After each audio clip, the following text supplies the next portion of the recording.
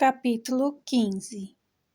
Então, em vez de dar atenção ao que realmente importava, eu revirava minha sala na infinito atrás do documento que provaria que o novo proprietário da Céu Azul tentava me passar a perna. Você deve lembrar que eu nunca fui uma pessoa organizada, né? Mas, no trabalho, alguma mágica misteriosa acontece, porque realmente existe alguma ordem no meu caos. O problema era que existiam 20 anos de caos a ser vasculhado. E, acredite, eu fechei contratos pra cacete nas últimas 2 décadas. Essa é uma das grandes desvantagens de viver em um mundo onde nuvem se refere somente à coisa fofa branca no céu. Merda!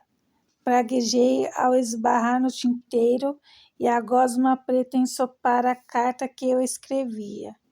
Afastei a pequena pilha soprando na tentativa de salvar uma das páginas da carta. Da janela, Bartolomeu miou baixinho, o rabo pendendo no parapeito em direção ao chão, se balançando em um ritmo constante, ainda de guarda.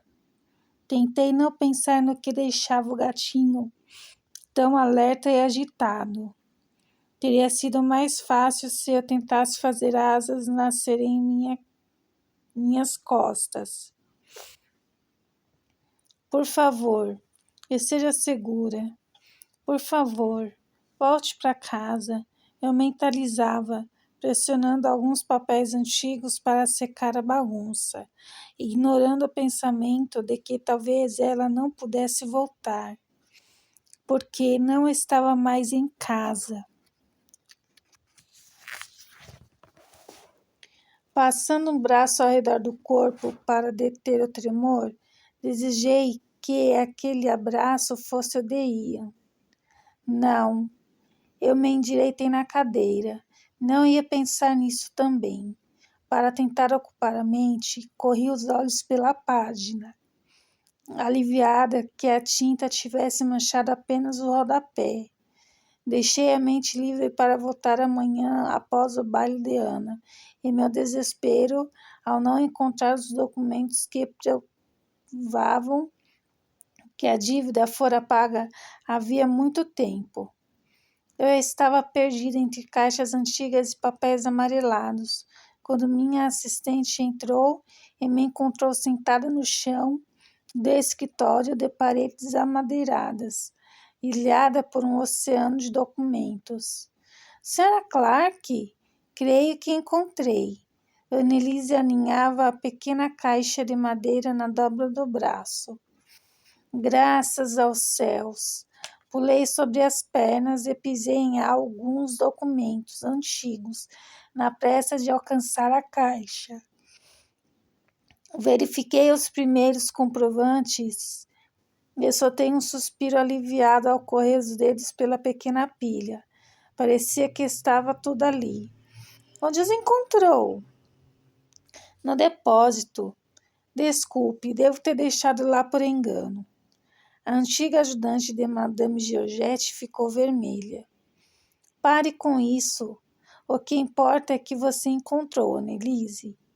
Ela assentiu, evitando meu olhar. Eu quase ri. Alguns anos antes, Annelise sofrera um acidente a cavalo e fraturara o pulso. Bem que o Dr. Almeida e Lucas tentaram deixar os dedos da costureira como antes, mas não foi possível, de modo que ela não tinha mais firmeza com as agulhas. Mas sua memória era quase fotográfica para os números, e desde que Madame a dispensara, ela atuava na Infinito como meu braço direito. Ela não tolerava erros, sobretudo os seus.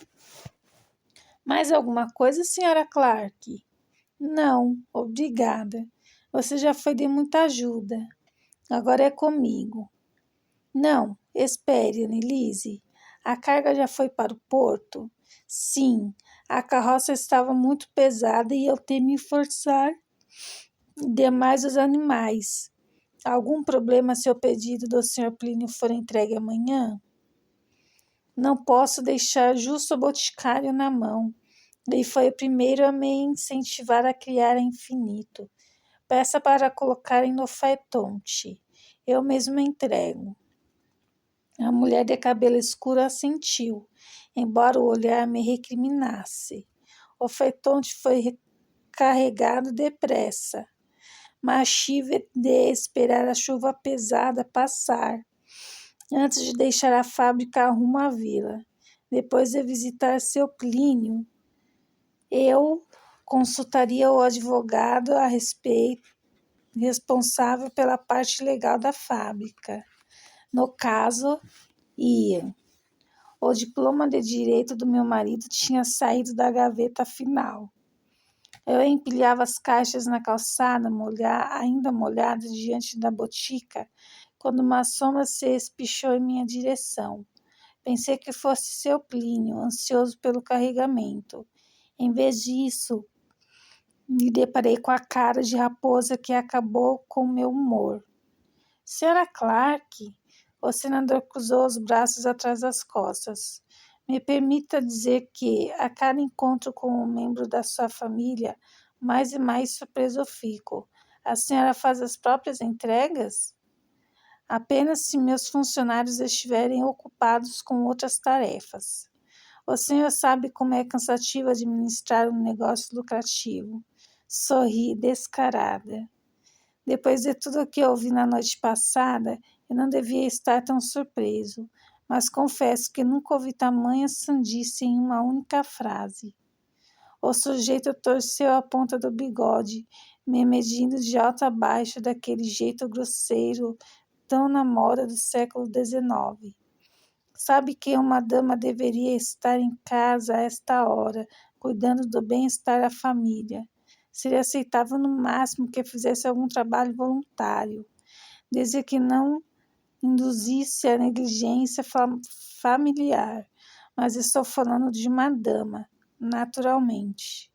Ponderei se em algum momento alguma rainha ouvir aquele tipo de baboseira ao assumir o trono. Era provável, afinal idiotas existem em todo lugar e tempo. Desculpa, senador, mas o que te incomoda tanto? Que eu não dê a mínima para a sua opinião ou que você não possa fazer nada com ela além de enfiá-la goela abaixo? Não posso? Uma das sobrancelhas esgrinhadas e a ponta do bigode se arquearam. Apoiei a caixa sobre o paralama, ou seja lá como se chamasse aquela parte do faetonte sobre o pneu, com mais força do que deveria. Os frascos de shampoo tilintaram. Que raios está insinuando, senador? Ora, absolutamente nada, minha senhora. Apenas quero desejar sorte nos negócios. Tenho a impressão de que vai precisar. Com uma mesura desaforada, ele seguiu pela rua.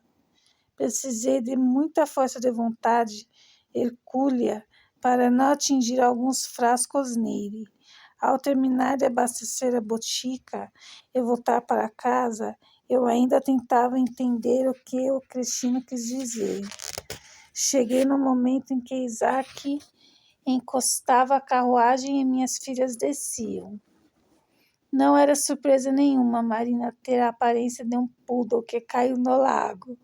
Ela tinha tanto de mim, mas Ana estar com o penteado quase se desfazendo me preocupou. Vocês tomaram toda aquela chuva?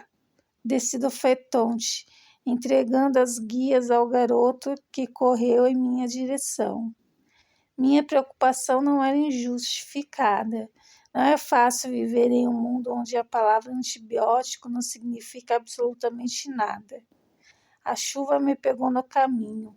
Nina se encolheu dentro de um paletó grande demais para seus ombros. Vou devolver o paletó para o Sam depois de limpá-lo. Eu me escondi na tabacaria. Ana corou. Bom, era fácil entender o motivo de seu constrangimento. ao analisar o estado da barra do vestido claro.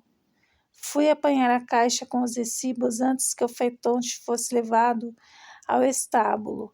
Ao retornar, Nina sacudia uma carta. Isto chegou para você. É de Valentina. Valeu, Nina. Espero que dessa vez ela conte sobre os planos de visitar a vila. Não a vejo desde que ela e Leão foram morar na Argentina, muito tempo atrás. Eu gostaria muito de revê-los. Ana Laura abriu o botão das luvas e mordeu o tecido rendado, fazendo-o deslizar pelos dedos. Quase não me lembro dela e do capitão Navas. Era muito pequena quando nos visitaram. Começando a subir as escadas, Marina me espiou por sobre o ombro. Ainda não acredito que você se tornou amiga da mulher que era apaixonada pelo papai. Valentina é mais que minha amiga. Só não sabia disso. Fazia alguns anos que eu tinha descoberto que Leão Navas e Valentina de Albuquerque eram, na verdade, vovô e vovó. Meu cérebro quase fundiu quando juntei os pontos, depois de receber uma carta de Valentina contando sobre a alteração de planos. O verdadeiro nome do Capitão Navas, o espanhol esquentadinho e boca suja, com quem eu havia fechado um contrato longo para enviar minha mercadoria à Europa, na verdade era Leon Navas Alonso. Mas eu só soube disso muito tempo depois, quando ele e Valentina se apaixonaram. Na época em que eles estiveram pela vila, cheguei a cogitar a possibilidade de que eles fossem meus ancestrais, já que Leon e eu tínhamos o mesmo sobrenome e a história deles se assemelhava demais à da minha família. Meu tataravô, trisavô, seja lá que geração fosse, saíra da Espanha, conheceram a vovó no Brasil, se apaixonaram e foram viver na Argentina. Mas, diferentemente de meus antepassados, Leão e Valentina seguiam rumo à Europa, onde pretendiam viver. E eu deixei a ideia maluca de lado, até que Valentina me escreveu contando que havia desistido da Espanha e iriam se mudar para Rosário, na Argentina, a mesma cidade de meus trisavós. E foi assim que eu soube como a história deles terminaria. Teriam 3 filhos, que um dia também teriam filhos, e a coisa se repetiria até chegar a 29 de maio de 1985, o dia em que eu nasci. Ian levou um minuto inteiro quando mostrei a carta a ele e expliquei como se interligava a minha origem. Quando penso que já posso processar tudo a seu respeito e nada mais vai me surpreender, ele esfregou o rosto antes de ler algumas linhas e cravar os olhos de ônix nos meus. Você é tataraneta daquele espanhol e de Valentina? Não é incrível? E Valentina é, na verdade, filha de Leite Catarina Romanov. Então significa que ela é. Ah, meu Deus! O Dimitri! Eles fazem parte da minha árvore genealógica. Ele massageou as têmporas outra vez. Acho que eu preciso de uma bebida. Eu realmente gostaria de pegar mais leve com o Ian se pudesse. Afinal, por mais moderno que ele fosse, ainda era um cara do século XIX. Havia um limite até onde ele poderia aguentar. Desde então, eu me perguntava qual dos filhos de Leão e Valentina se tornaria parte da minha árvore genealógica. Gregório, o mais velho, que já seguia os passos do pai dentro de um navio, ou Pietro, o do meio, que adorava se meter em brigas e flertar com qualquer garota que desse condição. Ou será que minha genética vinha de David, o menino silencioso que vivia com os bolsos carregados de bolinhas de gude? Ian apostava tudo em Pietro. Você não sente nem um pouquinho desse ciúme de Valentina? A voz de Marina penetrou meus pensamentos. me trazendo de volta para a escadaria da nossa casa. No começo, é óbvio que sim, mas já faz tempo que não. Apoiando a caixinha de madeira na cintura, terminei de subir os degraus. Até porque, se eu fosse guardar algum ressentimento de cada mulher que se apaixonou pelo pelo pai de vocês, teria que odiar a vida inteira. Não posso culpar ninguém por amar o Ian se eu mesma nunca tive a menor chance de evitar. Não sei se eu conseguiria não odiar alguém por amar o homem que eu amo. Marina pensou alto ao pisar no hall. Tudo depende de como se sente em relação a essa outra pessoa, Ana comentou, deixando as luvas no aparador, as bochechas vermelhas. Pode ser mais fácil do que pensa, Nina. Concordei com a cabeça, indo para a sala.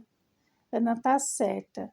Valentina é uma garota extraordinária, alguém que qualquer pessoa se orgulharia de ter na família. Eu me orgulhava muito. De todo jeito, nunca existiu aquela coisa entre ela e seu pai. Ao me seguir, Marina parou atrás da poltrona e apoiou as mãos no encosto alto, franzindo o senho. Que coisa! Aquela coisa. A força invisível que pulsa no ar, que faz tudo por dentro chacoalhar, esquentar e derreter. Aquela necessidade desesperada de estar muito junto de alguém. Aquela que você deve sentir quando está com Diogo. Mas minha última frase soou como uma interrogação. Por favor, fale comigo, filha. Por um segundo esqueci que eu havia parido um cofre. Ah, sim, aquilo. Só não compreendi de imediato o que a coisa significava. Às vezes você usa umas expressões estranhas, mãe. Até para você. Ela puxou a fita que prendia o rabo de cavalo e uma cascata de cachos pretos escorreu por seus ombros e costas. Eu preciso de um banho. Estou toda suja de lama e fubá. A potrinha dos fontes teve dificuldade com a papa. Então foi para o quarto, parecendo exaurida. Muito bem. Se Nina não ia se abrir por bem, eu teria que inventar maneiras criativas de arrancar tudo dela. Pretendia debater o assunto com Ana. Afinal, talvez a irmã tivesse se aberto com ela. Mas minha caçula parecia absorta ao dizer que iria para o quarto trocar de roupa e depois ler um pouco, num desânimo tão grande que odiei ainda mais o senador Chagas. Eu tinha que ajudar minha filha a chegar à faculdade, mas como se a maior parte dos reitores era uma cópia do senador? Lucas havia esgotado sua lista de conhecidos e escolas, e receber nenhum sinal de que nos desse esperança. Se eu tivesse só 5 minutinhos com o Google, eu ainda sonhava em botar as mãos em um celular, se é que essa ainda era a tecnologia usada para a comunicação no futuro. Quando passei pelo escritório de Ian, eu vi sentado no sofá de couro, segurando uma boneca de pano encardida, alguns papéis esquecidos no braço do estofado. Ele estava tão absorto que nem me ouviu entrar, sobressaltando-se quando me sentei ao seu lado. Pensei que você ainda estivesse na reunião com seu Akin. Equilibrei a caixinha no braço da mobília. Deixando a boneca sobre a papelada, ele me recepcionou com um beijo demorado. Cheguei em casa não faz muito tempo. O senhor Amina pretende se desfazer da propriedade no lago após o casamento de Tom e da Milola, e pensou que nós talvez estivéssemos interessados, já que Marina está noiva. E nós estamos interessados? É um bom investimento, uma casa boa com uma bela vista para o lago e para os jardins, muitos cômodos bem iluminados. Mas, incitei, o estábulo é minúsculo. Ele me deu um meio sorriso. Não seria problema ampliá-lo, mas não é o tipo de lugar onde Marina seria feliz. Ajudei. Ian, não é mesmo? Ela me disse que planeja viver na vila depois do casamento. Acho que não quer ficar longe da gente. Ele assentiu uma vez. Vou falar com a Kim e declinar a oferta, então. Eu me inclinei para ele, me encaixando na lateral de seu corpo. Morro de pena do seu Akin. Nem parece a mesma pessoa desde que Faiola morreu. É como se ele tivesse envelhecido 20 anos. Não na aparência, mas na maneira de olhar. Ainda quem duvide de que não se possa morrer de um coração partido. Dando um suspiro pesado, ele deixou a nuca pender contra o encosto do sofá e entrelaçou nossos dedos. Quem sabe se ele se apaixonasse de novo um dia. Ele ainda é um homem muito bonito. Sempre achei que ele a cara do Neil, especialmente quando usa chapéu. Erguendo nossas mãos unidas, meu marido mordiscou a pontinha do meu polegar e arqueou uma das sobrancelhas. Suponho que Neil seja alguém do seu mundo. Meu mundo é este aqui, garanti. Mas sim, ele é um rapper, um cantor do futuro que eu adoro. Você ouviu as músicas dele quando estivemos no século XXI, onde encontrou a Rosinha? No século XXI. Onde encontrou a Rosinha? Indiquei com o queixo a boneca que Ana Lu arrastava pela casa quando era criança. Estava em uma das gavetas da sala de leitura. Fiquei um pouco saudosista. E a vida era mais fácil quando nossas filhas eram pequenas e eu conseguia colocá-las no colo, impedir que o mundo fosse cruel com elas. Ah, eu devia ter adivinhado que ele também estaria preocupado com os reflexos do encontro de Ana e o senador Chagas. Quer dizer, eu sempre soube que Ian seria um pai incrível. Ele era um marido, amante e amigo fantásticos. Então, nenhuma surpresa, certo? Abracei meu marido pela cintura, me encolhendo em seu peito. Sabe de uma coisa? Não pensei que ser mãe seria tão complicado. Me pergunto como meus pais sabiam o que fazer, a coisa certa a dizer. Acho que tanto seus pais quanto os meus fizeram exatamente o que estamos fazendo agora. Seu polegar começou a desenhar círculos no dorso da minha mão. O nosso melhor enquanto tentamos não demonstra para as nossas filhas como estamos perdidos. Eu sei, mais do que vi, a tensão tomar conta dele. Sofia, ele hesitou. Às vezes se arrepende da decisão que tomou 22 anos atrás de viver aqui comigo. Entortando o pescoço, eu me afastei ligeiramente para ver seu rosto. Por que está me perguntando uma coisa dessas agora? Só responda, por favor. Afastou com o mais delicado dos toques as ondas que me caíam pelo ombro. Não, Ian, nem por um segundo, nem nos piores momentos que vivi neste tempo.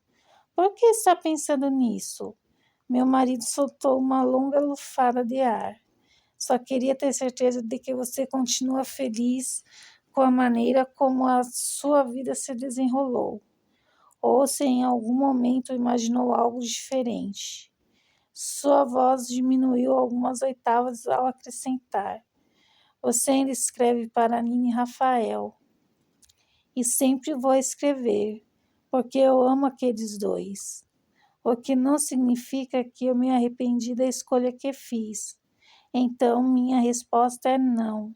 Nunca imaginei um destino que não incluísse você e nossas filhas. Este também é o meu século agora. Imaginei que soubesse disso. Pressionei o indicador na linha apertada entre as sobrancelhas. Então, essa ruguinha não tem razão para estar aqui, a menos que ela não esteja relacionada a mim. Para mim não existe nada além de você. Ele entortou o pescoço para me beijar de leve. E como foi o seu dia? Estava sendo bom até eu encontrar o senador agora há pouco na vila. Bufei. Ele foi tão idiota quanto ontem à noite. Acho que esse é o estado normal dele. As grossas sobrancelhas quase se uniram. Ele a insultou novamente? Exigiu. Seria preciso que eu me importasse com a opinião dele para ficar ofendida.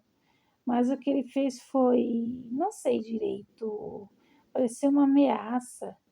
De que maneira? Encolhi as pernas sobre o assento para me aconchegar mais a ele, e meu all-star esbarrou na caixa de madeira, espalhando os recibos sobre o tapete. Merda! Eu me curvei para recolher os documentos antes que acabasse pisando em tudo. Rapidamente, Ian se ajoelhou no tapete para alcançar os que foram para baixo do sofá, mas a atenção estava em mim. Como ele ameaçou Sofia? Insistiu. Pode ser só impressão. Dei de ombros, amontoando os papéis em uma pequena pilha desordenada. Mas era como se ele soubesse que eu estou com um problema na infinito. Ou vai ver, ele sabe mesmo. De toda forma, o problema com a céu azul acabou. Encontrei os recibos e posso provar que não existe dívida nenhuma. São estes? Como murmurei um. Aham. Ele se sentou no chão, escorando as costas no assento do sofá para examinar um deles. E depois outro, e aí mais um. Não gostei da expressão de Ian conforme passava de um recibo para o outro. Não gostei nem um pouquinho. Meu amor, esses são os documentos originais ou servem apenas para controles de gastos? Ele ficou muito sério. Oh, os originais. Por quê? Não estão assinados pelo Sr. Afonso. Deixa eu ver. Apoiando uma das mãos no tapete, me ajoelhei para apoiar o documento. Atenta à data no cabeçalho. Novembro de 1831. Ah, são da época que a senhora Herbert faleceu e eu tive pneumonia. A época em que eu estava à frente da fábrica? Seus olhos quase saltaram das órbitas. Agora me lembro. Os Afonso procuravam a filha, que abandonou o marido e sumiu do mapa. Por que tá com essa cara? Sofia, sem a assinatura do titular, esses documentos não têm valor algum, exceto para comprovar que a dívida nunca foi paga. Mas foi paga. Lembro de que uma das primeiras coisas que fiz ao retornar à fábrica, depois de me recuperar da pneumonia, verifiquei o livro-caixa e me certifiquei de que a contabilidade estivesse em dia. Sentei ao lado dele, passando um documento depois do outro na esperança de que a assinatura do ex-fornecedor surgisse magicamente na linha pontilhada dos papéis. Havia mais de 30 sem assinaturas. Eles foram pagos, Ian. A maneira como ele me observava fez minha pulsação disparar e não de um jeito bom. Nenhum juiz vai acreditar que essa dívida foi paga. Ele começou devagar, sem um comprovante ou testemunhas. Pisquei algumas vezes. O que está dizendo? Mas eu já sabia. Ainda assim, prendi a respiração ao ver meu marido esfregar a nuca e voltar a estudar a papelada. Sofia, caso não tenha como comprovar que esses pagamentos foram efetuados, você terá que quitá-los de novo. Mas não, eu tenho o dinheiro, mas eu não tenho o dinheiro que o advogado pediu. Por mais que a fábrica esteja indo bem, o que ele pede é o faturamento bruto equivalente a 2, não, 3 anos. O novo proprietário deve estar ciente, Por isso mencionou a fábrica no acordo apresentado pelo advogado. Um arrepio me subiu pela espinha. Eu não vou entregar minha fábrica por uma dívida que não existe. Você tem razão. Não vai. Eu vou pagar essa dívida. Afinal, a culpa é minha. Me perdoe. Eu devo ter... Para com isso, atalhei. Você cuidou muito bem da fábrica. Assim que retornei ao trabalho, vi os recibos sem assinatura. Fui eu quem decidi não incomodar os Afonso naquele momento. Eu deixei para lá. Eu sou a responsável e nem tente me convencer do contrário. Não vou deixar. O que eu preciso que você me diga agora é o que deve fazer. É o que devo fazer. Visivelmente abalado e contrariado, ele encheu os pulmões de ar. Precisa encontrar um modo de provar o pagamento. Ué, mas meio que já está provado. Quem ia continuar fornecendo material para um cliente que não paga uma dívida há 20 anos? O novo proprietário pode alegar que o Sr. Afonso temia nunca mais receber caso cortasse o fornecimento. Massageou uma das têmporas. Não prova nada, Sofia. Merda. Tá tudo bem. Quais são as minhas alternativas? Descobri se o Sr. Afonso tinha algum livro-caixa particular, já que o da Céu Azul está em posse do novo proprietário. Obviamente. Você precisa de qualquer coisa que comprove esses pagamentos. Senão, tinha um senão, eu podia sentir. O pomo na garganta dele subiu e desceu, conforme engolia com dificuldade. Se a dívida alegada não for paga e o novo proprietário insistir na ação, você pode ser presa sob a acusação de estelionato.